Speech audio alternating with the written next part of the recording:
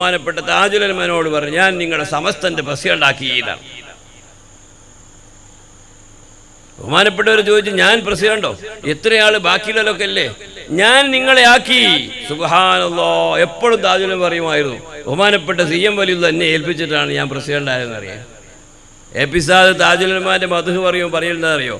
താജുൽ ഉലമ സയ്യിദാണ്, വലിയ പണ്ഡിതനാണ്, ആരിഫാണ്, വലിയാണ്, സാക്കിറാണ്. അതിനൊക്കെ പുറമെ ശക്തമായ നേതൃത്വം നൽകിയ ആളാണ്. ഇവിടെ എതിരാളികൾ ആരൊക്കെയോ എന്തൊക്കെയോ ചെയ്ത സമയത്ത് ആലിമീങ്ങൾക്ക് ശക്തമായ നേതൃത്വം നൽകി. ഈ നേതൃത്വത്തിന്റെ പിന്നിലുള്ള കഥ CM വലിയുള്ളാൻ്റെതാണ്. എൻ്റെ പ്രിയപ്പെട്ട അവർക്ക് വേണ്ട സ്വാതന്ത്ര്യം, ധൈര്യം നൽകിയത് അവരാണ്. ബഹുമാനപ്പെട്ട ബഹുമാനപ്പെട്ട ഖമറുൽ ഉലമ. ഇപ്പോൾ CM വലിയുള്ളാനെ പറ്റി പല ആളുകളും മദ്ഹ് പറയുന്നവരുണ്ട്. പറഞ്ഞ് കാട് കയറിപ്പോവും. ബഹുമാനപ്പെട്ടവരെ പറ്റി പറയാൻ ലോകത്ത് അർഹതയുള്ള ആൾ ബഹുമാനപ്പെട്ട ബഹുമാനപ്പെട്ട സുൽത്താൻ ഉലമയാണ്. ഞാൻ സിറാജ് പത്രത്തിൽ കഴിഞ്ഞ ആഴ്ച എപ്പിസോഡ് എഴുതി, അതൊക്കെ എല്ലാവരും വായിച്ച് പഠിച്ചോളി.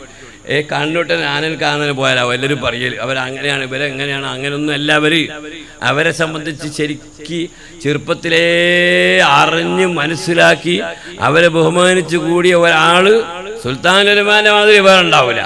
കാരണം അവരെ ചെറുപ്പത്തിലെ അവരെ പറ്റി അടുത്ത നാടാണ്, കേൾക്കാൻ തുടങ്ങും, അങ്ങനെ കാണാൻ പോകും.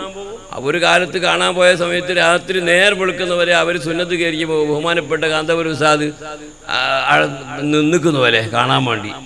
കാണാൻ പോയാൽ പിന്നെ പോയിക്കാളല്ലേ, അത് വീടല്ലേ, അനുവാദമില്ലാതെ കടക്കാൻ പറ്റുമോ? അങ്ങനെ ഉറക്കു കഴിഞ്ഞ് സുബഹി വരെ നിന്ന് അങ്ങനെ ബന്ധപ്പെട്ടവരെ ബഹുമാനപ്പെട്ടവരെ നിങ്ങൾ നോക്കി അവരോട് പറഞ്ഞത്, നിങ്ങൾ വിദേശയാത്ര നടത്തണം, നിങ്ങൾ സ്ഥാപനമുണ്ടാക്കണം, നിങ്ങൾ പുസ്തകമുണ്ടാക്കണം, നിങ്ങൾ പള്ളി ഉണ്ടാക്കണം.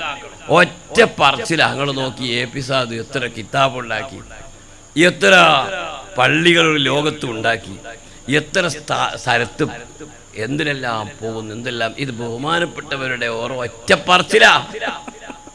അപ്പൊ അവർക്ക് എപ്പിസാദിന് വേണ്ടത് അവർക്ക് കൊടുത്തു.